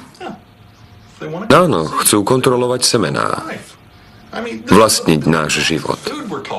Tie plodiny sú základom našej výživy. Chcú ovládnuť potraviny, teda to, od čoho sú ľudia závislí. V rokoch 1995 až 2005 spoločnosť Monsanto odkúpila okolo 50 semenárskych firiem na celom svete. Ide predovšetkým o semená soje, kukurice, bavlny, obilia, ale aj strukoviny, paradajky, zemiaky alebo cirok. Monopolizácia plodín zasahuje celý svet a postupne vedie k absolútnemu vymiznutiu všetkých druhov prirodzených, nemodifikovaných semien rastlín. Výdobytky biotechnológie si nevie vynachváliť jedine Monsanto, osobitne v rozvojových krajinách, napríklad v Indii. Uvádzajú napríklad, že naše výrobky prispievajú k hospodárskemu rastu nielen medzi veľkoproducentmi, ale aj malými pestovateľmi. Hlavným prínosom je úroda vyššej kvality a vyššie finančné výnosy.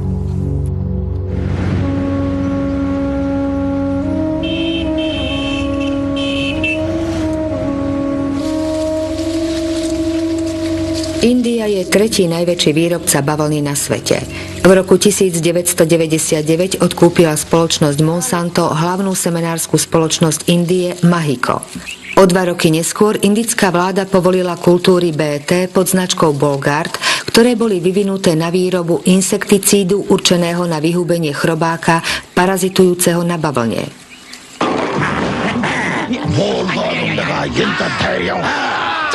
బోల్గాడ్తో రాత్రి పగలు రక్షణ చూసారా బోల్గాడ్ శక్తి యొక్క వాగ్దానం స్ప్రే తక్కువ లాభం ఎక్కువ బోల్గాడ్ ప్రతి విత్తనాలు కాయదులుచు పురుగులతో పోరాడే శక్తి. Kiran Sakari a Abdul Gayum už od roku 2001 pozorujú kultúry geneticky modifikovanej bavlny medzi drobnými pestovateľmi v indickom dištrikte Warangal. Obaja agronómovia každoročne vydávajú správu, v ktorej porovnávajú výnosy a náklady produkcie bavlny BT a tradične pestovanej bavlny. V roku 2006 bola úroda napadnutá chorobou postihujúcou modifikované kultúry. Tu sa pestuje bavlna Bollgard. Rastlina je napadnutá hubou rodu Rhizoctonia. Keď odstránite kôru zdravej rastliny, nemôže vyzerať takto. Ide o typickú ukážku hubovitej nákazy. Všetci pestovatelia sa zhodli, že sa nikdy s ničím podobným nestretli. Spočiatku v roku 2001 sme chorobu zaznamenali len na niekoľkých vzorkách BT bavlny, no s postupom času sa čoraz väčšmi šírila nielen bavlníkovými plantážami, ale aj tam, kde sa nepestujú modifikované rastliny. Ja osobne si myslím, že existuje akási neželaná súvzťažnosť medzi modifikovanou hosťovskou rastlinou a génom obsahujúcim kultúru BT. Tým sa rastlina oslabuje a nedokáže odolať útokom huby Rhizoctonia.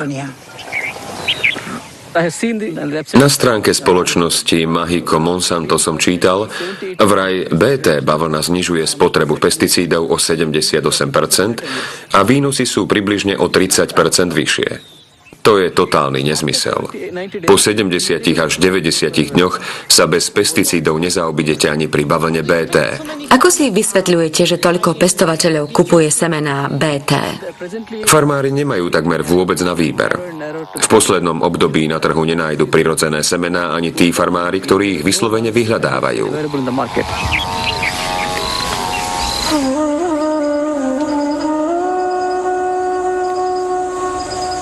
V Indii dnes Monsanto ovláda celý trh s bavlníkovými semenami. Za týchto okolností sa nedá geneticky upravovaným semenám brániť, hoci sa predávajú 4-krát drahšie ako prirodzené. Ak si ich ľudia nemôžu dovoliť, musia ich kupovať na úver za neprimerane vysoké splátky. Ak je úroda slabá, začnú živoriť. Pekelná špirála ničí mnohé indické dediny.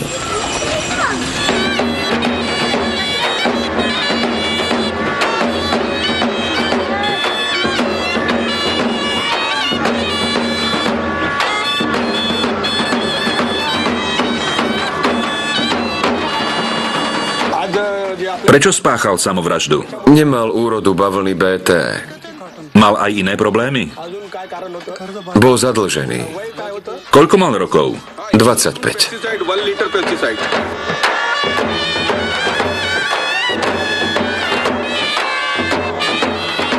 Ako sa zabil? Vypil jed na bavlnu.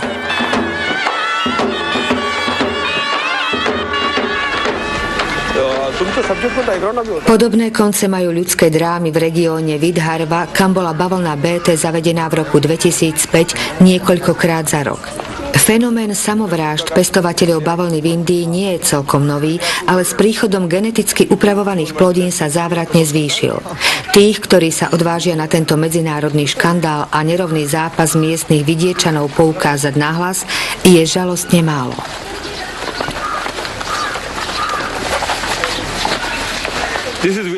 Toto je oblasť pestovania ryže v regióne Vidharva. Najmenej samovrážd sa odohralo tam. A toto je oblasť pestovania bavlny. Výsledkom pestovania BT bavlny je 600 samovrážd v prvom roku, od júna 2005 do júna 2006. A v ďalšom roku je to 680 samovrážd len za pol roka. Situácia je katastrofická. Áno, je to katastrofa. Jadro problému tkvie v tom, že poľnohospodári sú celkom závislí od trhu s geneticky modifikovanými semenami. Jednak platia oveľa viac za samotné semená, jednak sú nútení kupovať aj hnojivo a postreky. To, že pri ich pestovaní sa znižuje potreba pesticídov, je ďalšia lož. Monsanto tvrdí, že modifikované semená sú prínosom aj pre drobných pestovateľov. Čo si o to myslíte vy? Naše skúsenosti ukazujú, že je to presne naopak. Je to obrovská lož.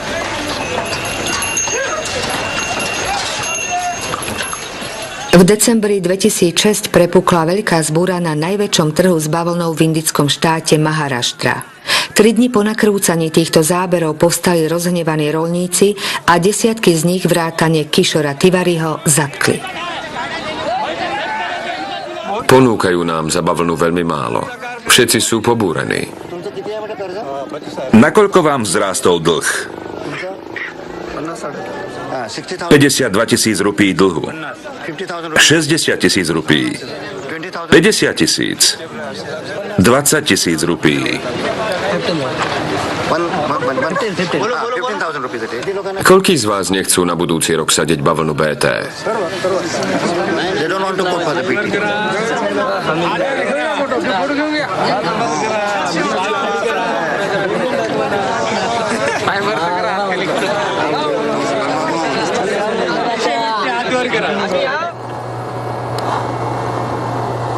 Semená samovraždy.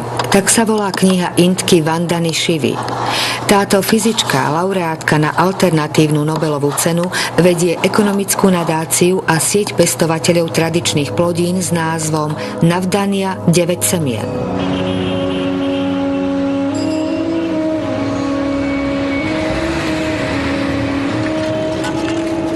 Vandana Shiva zápasila už v prvej zelenej revolúcii v 60. rokoch, kedy do Indie preniklo priemyselné poľnohospodárstvo. Dnes zásadne odsudzuje to, čo nazýva druhou zelenou revolúciou. Teror spoločnosti Monsanto chránenej patentmi. Prvú zelenú revolúciu viedol verejný sektor, predovšetkým vtedajšie vládne úrady, ktorých cieľom bolo kontrolovanie výskumu. Ale druhá zelená revolúcia je v réžii Monsanta. To je prvý rozdiel. Ďalší veľký rozdiel medzi obomi tkvie v tom, že skrytým cieľom prvej revolúcie síce bolo predávať chemikálie, no prvoradý záujem bol zaobstarať obživu. Išlo o potravinovú istotu. Áno, rástlo menej strukovín, menej olejnatých plodín, ale ľudia mali za to viac ryže a obilia. Lenže druhá zelená revolúcia nemá s potravinovým zabezpečovaním spoločné vôbec nič. Jej jediným cieľom je zisk pre spoločnosť Monsanto. Nič iné. Vždy nám tvrdili, že genetické inžinierstvo je cestou k patentovaniu. V skutočnosti je patentovanie zmyslom všetkého. Ak sa pozriete na výskumný plán Monsanta, v súčasnosti testujú gény asi na 20 druhoch obilia. Neexistuje nič, pred čím by sa zastavili. Modifikujú horčicu, baklažán, ryžu, karfiol. Odkedy presadili normu, že semená svojich vlastníctvom môžu vyberať aj licenčné poplatky. A tak budeme od nich všetci závislí pri každom jedinom semiačku, ktoré zasejeme. Ak ovládajú semená rastlín, ovládajú potraviny. A oni to dobre vedia. Je to stratégia, ktorá je silnejšia ako všetky zbrane sveta. Je to najlepší spôsob na ovládanie ľudí na planéte. Na príval kritiky odpovedá Monsanto chladnokrvne a oháňa sa pritom záväzkami uvedenými v oficiálnom texte.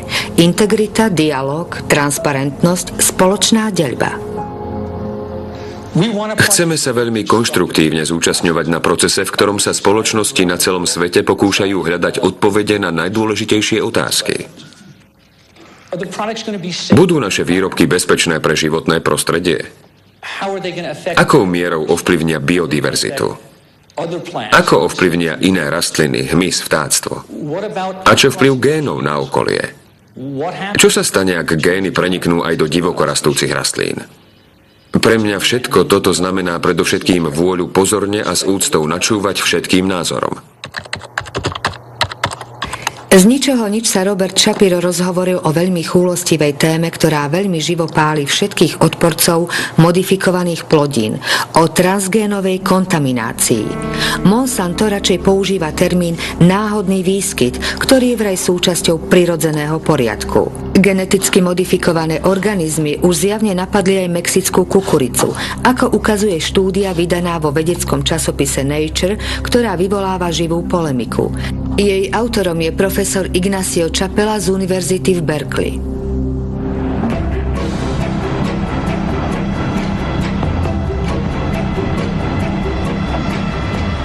15 rokov som pracoval v indiánskych komunitách v mexickom štáte Oaxaca.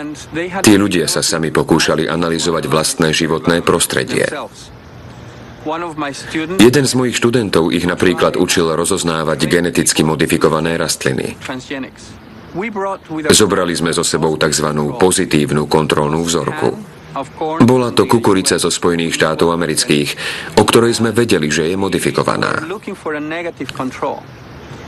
V Mexiku sme hľadali negatívnu kontrolnú vzorku a nazdávali sme sa, že ideálna na to bude kukurica z miestnych políčok, ktoré sme považovali za najčistejšie a najzachovalejšie na svete. Keď sme však vzorky tej kukurice analyzovali, všetkých nás šokovalo, že už aj zdanlivo intaktná kukurica v sebe obsahovala stopy modifikovanej DNA. Zistili sme, že to šíre územie, na ktorom miestni ľudia po tisíce a tisíce rokov úspešne pestovali zdravú kukuricu, je dnes takisto napadnuté cudzorodými génmi, ktoré pochádzajú zväčša zo Spojených štátov amerických.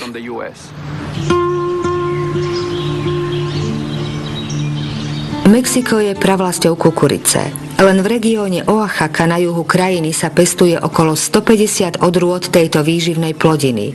Obrovská biodiverzita je svetovou pokladnicou a kukuricu tu oddávna pestujú milióny mexických roľníkov.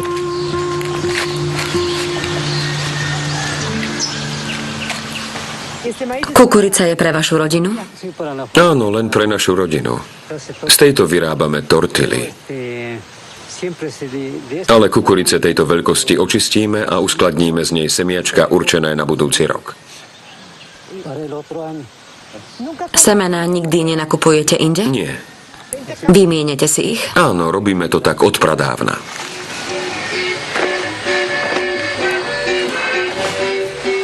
Na ochranu diverzity svojej kukurice Mexiko zakázalo geneticky modifikované kultúry.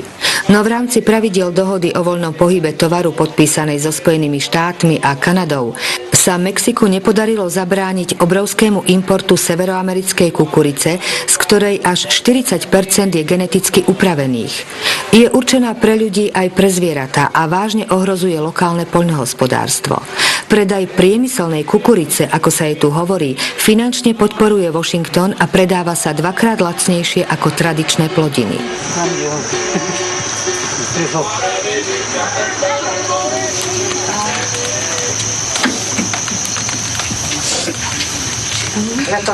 Tortily vždy vyrábate z miestnej kukurice? Áno. Je zdravšia a lepšie zasíti. Je výživnejšia, lebo je z čistej zeme.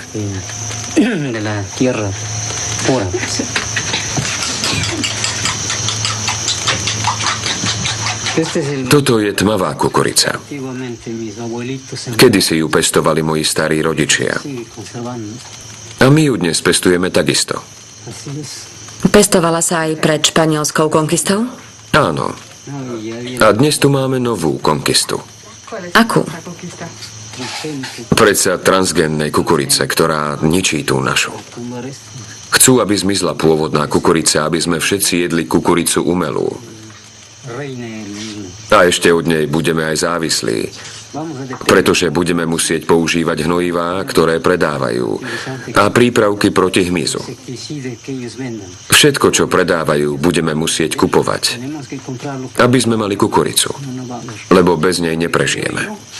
No naša kukurica nepotrebuje ani hnojivo, ani postreky. A vidíte, aká je dobrá.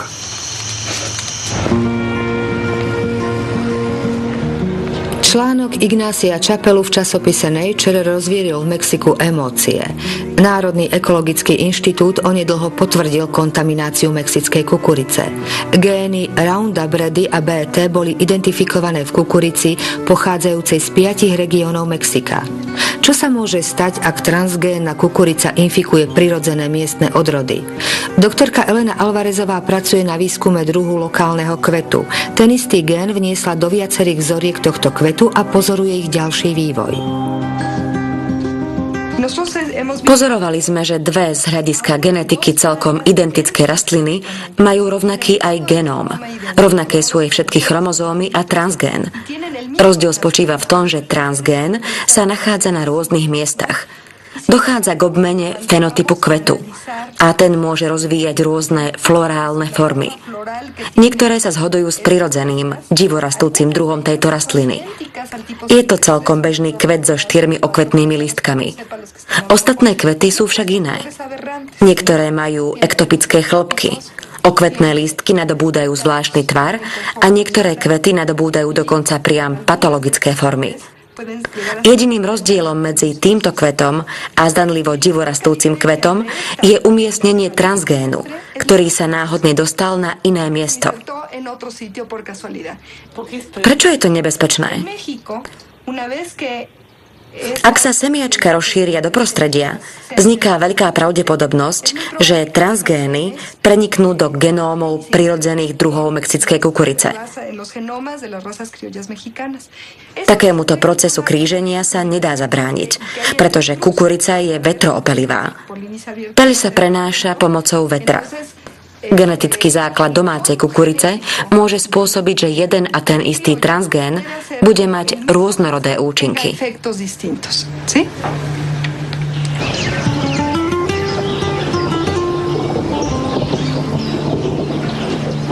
Dobrý deň. Pozvali sme vás sem, aby sme sa spoločne pozhovárali o tom, čo sa v dnešných dňoch deje s našou kukuricou v dôsledku vplyvu geneticky upravovaných organizmov.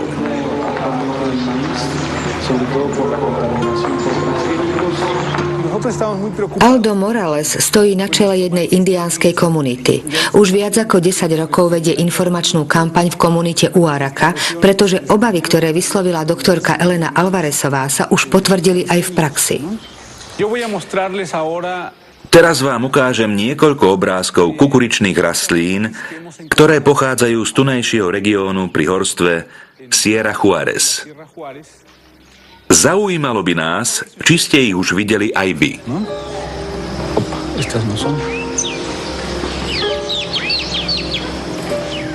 Napríklad na tejto fotografii pozorujeme dva veľmi zvláštne javy. Klasy tejto rastliny rastú jeden na jednej strane, druhý na druhej a tretí vidíte tu. Kukurica ale takto bežne nevyzerá. Všetci vieme, že na našej domácej kukurici rastie jeden list a z neho vyrastá kukuričný klas.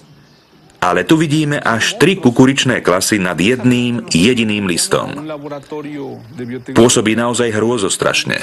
Povedali sme si, že je to akési čudné a rastlinu sme poslali do biotechnologického laboratória, aby zistili, či obsahuje alebo neobsahuje modifikovaný gén. Na nešťastie výsledky boli pozitívne. Takéto rastliny sme nachádzali najmä na uliciach a v záhradkách. Keď sa niekto vybral na trh kúpiť kukuricu, vracal sa s ňou domov a cestou stratil pár zrniek, ktoré sa ujali. Presne takýmto náhodným spôsobom sa môžu kontaminovať domáce kukuričné rastliny.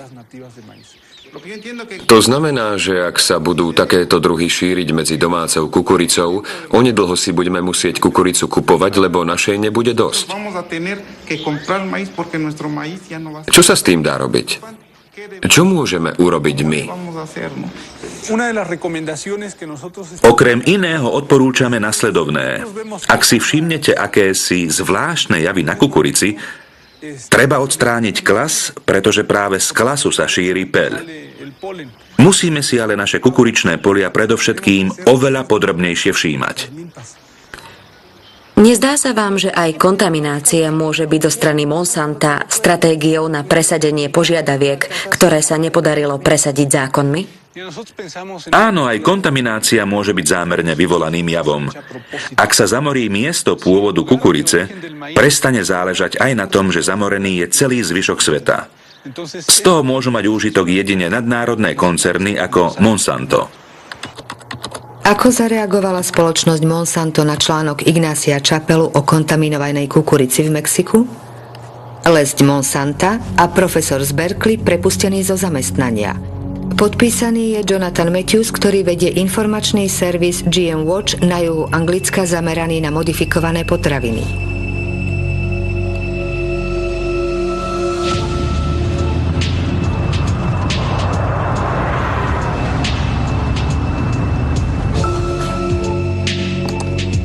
Podľa Jonathana Matthewsa sa Ignacio Chapela stal obeťou kampane riadenej stránkou AgBioWorld, orientovanej v prospech genetických modifikácií. Tesne pred vydaním článku v časopise Nature poslala istá Mary Murphyová mail, ktorý administrátori AgBioWorldu rozposlali tisícom svetových vedcov. Píše sa v ňom: Aktivisti určite vypustia správu, že mexická kukurica bola kontaminovaná vnesením génov modifikovanej kukurice. A hneď po vydaní článku píše akási Andura Smetáčková, že Chapela je najmä aktivista, až potom vedec. Tá kampaň je čisté osočovanie. Najprv sa ukázali akési mená Murphyová a Smetáčková. Potom pribúdajú ďalší vedci, ktorí tvrdia, že musia vyvíjať kampaň proti tým ľuďom. Musíme Nature zaplaviť správami, osloviť šéf-redaktora časopisu a presvedčiť ho, že ten výskum je neplatný. Strávil som naozaj veľa času zisťovaním, kto sú Smetáčková a Murphyová. Pokiaľ ide o Smetáčkovú, upriamili sme sa na technické údaje v hlavičke e-mailov. Odosielateľ je uvedený s adresou webovej stránky. Je tam uvedená aj adresa internetového protokolu. Stačí ju skopírovať a otvoriť na novej internetovej stránke. Tak sme zistili, že ide o pobočku spoločnosti Monsanto so sídlom v St. Louis. Pri mene Mary Murphyová sme zachytili niekoľko detailov, ktoré nám umožnili identifikovať ju.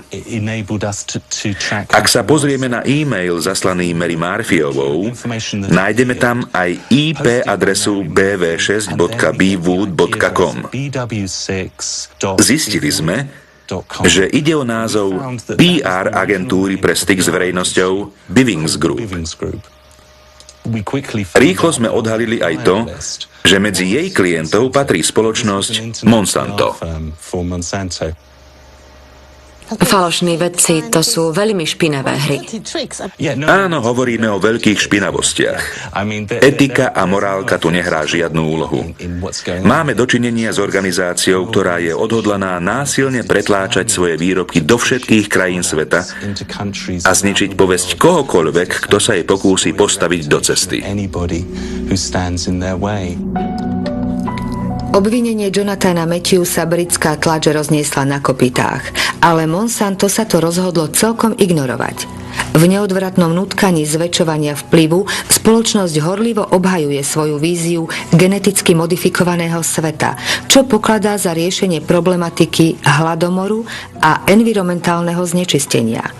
Praktické skúsenosti vraj jasne dokazujú, že paralelná existencia genetického poľnohospodárstva a poľnohospodárstva tradičného je nielen možná, ale sa jej po celom svete aj harmonicky darí.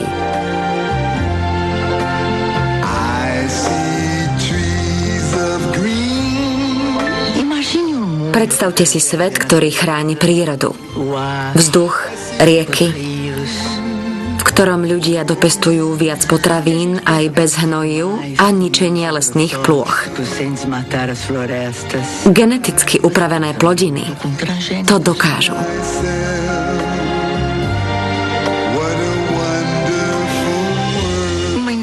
Iniciatívu spoločnosti Monsanto podporuje Brazílske združenie pre zdravú výživu.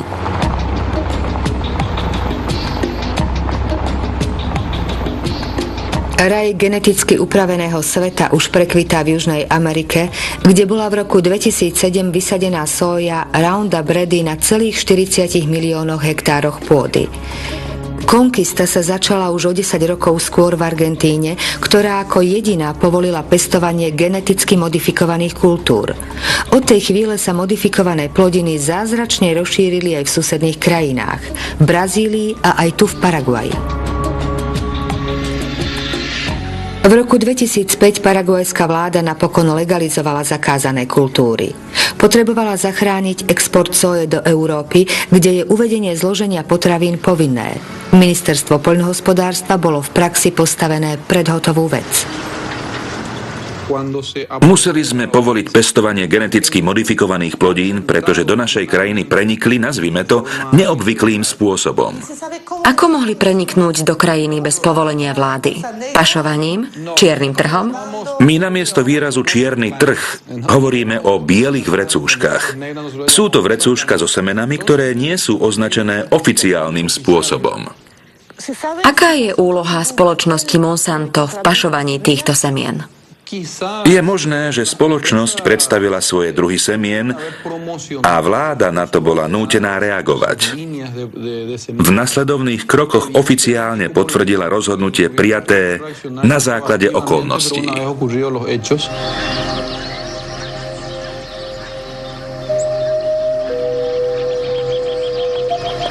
Nech sa to udialo akokoľvek, čierna zásielka vykonala pre Monsanto medvediu službu.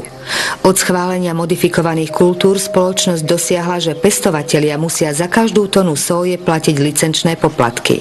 Tak je to aj v Brazílii. Odvtedy sa v Paraguaji odlesňuje ako po masle a drobní roľníci sa ocitajú na hranici zákona, keď pod hrozbou násilia odmietajú opúšťať svoje malé políčka.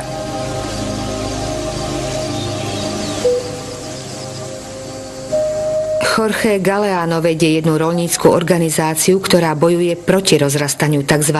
Zelenej púšte. Toto je pole s geneticky modifikovanou sójou. Ide o monokultúru, ktorá zabíja akýkoľvek život, ktorý jej stojí v ceste. Ešte nedávno tu rástol les a všetko vďaka čomu sa rozvíja zdravé lokálne poľnohospodárstvo. Rôzne druhy rastlín, stromov, maniok či kukurica. Myslíte si, že geneticky modifikované kultúry môžu rásť paralelne s tradičnými plodinami miestnych poľnohospodárov? Sme si istí, že nie. Ich súčasné pestovanie je celkom nezlučiteľné. Geneticky upravované plodiny sú nástrojom tichej vojny, ktorá postupne ničí vidiecké komunity, rodiny roľníkov a celú biodiverzitu nášho vidieka. Prinášajú len smrť, chudobu a biedu, choroby a zabíjajú všetko, čo potrebujeme pre zdravý život.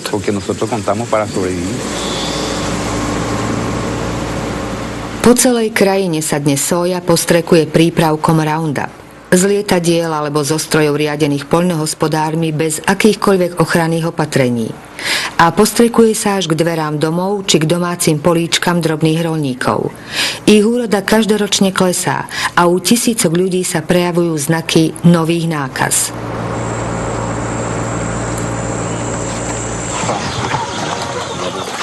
Monsanto je nočnou morou aj pre túto rodinu. Rodičia sa strachujú o svojho syna Pedra, ktorý musí cestou na trh, kde predáva kukuričné posúchy svojej mamy, každodenne prechádzať sójovou plantážou.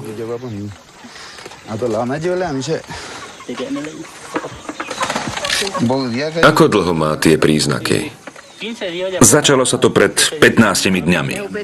Najprv to má len na nohách, ale šíri sa to ďalej. Vidíte, už je to aj na tvári.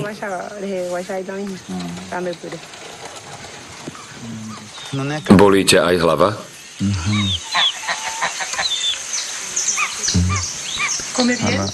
Je dobré? Veľmi málo. Dnes vôbec nechcel zjesť, čo som mu navarila. Dal si len ovocnú šťavu. A jeho brat? On je o niečo lepšie, ale tiež má problémy. Takto tu žijeme. Len nedávno sme náhle prišli o 60 kačíc a husí. Normálne kráčali po ceste a zrazu spadli na zem. Boli mŕtve. Všade navôkol striekajú tie svoje chemické látky.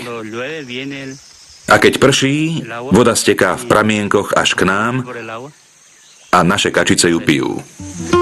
V Paraguaji je 70% obrábanej pôdy v rukách len 2% obyvateľstva. S príchodom modifikovaných plodín sa tento pomer ešte zhoršuje. 3/4 výrobcov soje sú cudzinci, ktorí investujú peniaze do tohto nového druhu zeleného zlata. S prepuknutím choroby šialených kráv sa pristúpilo k zákazu kostnej múčky a neskôr prišla vlna nadšenia z biopalív. Sója sa ocitla v kurze a to otvorilo cestu explózii geneticky modifikovanej sóje Roundup Ready. Podľa posledného ščítania ľudu v Paraguaji každoročne opúšťa vidiek 100 000 ľudí a pri mestských aglomeráciách vytvára štvrte chudoby. Väčšina z nich uteká pred modifikovanou sójou Monsanta určenou na výkrm európskej hydiny, hovädzieho dobytka a ošípaných. Dnes vám chcem povedať niečo o výrobe geneticky modifikovanej sóje, podporovanej spoločnosťou Monsanto. Je to nadnárodná korporácia, ktorá je činná všade vo svete. Jej cieľom je ovládanie a kontrola svetovej produkcie potravín.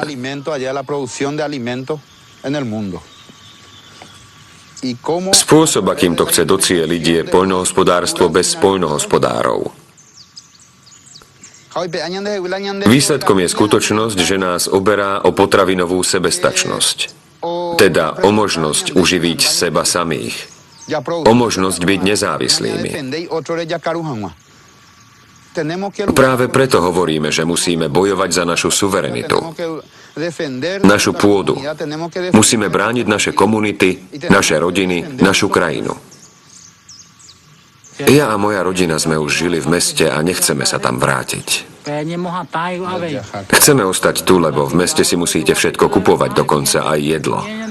Tu môžeme jesť, čo chceme a kedy chceme. V meste, ak nemáte peniaze, musíte vyberať kontajnery.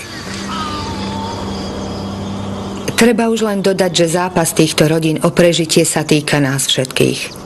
V roku 2007 zamestnávala spoločnosť Monsanto 18 000 zamestnancov v približne 50 krajinách. Na svetových burzách jej akcie neprestávali stúpať a zisky presahovali miliardové hodnoty. Medzi akcionármi Monsanta sú penzijné fondy, banky, ale aj 100 000 drobných akcionárov.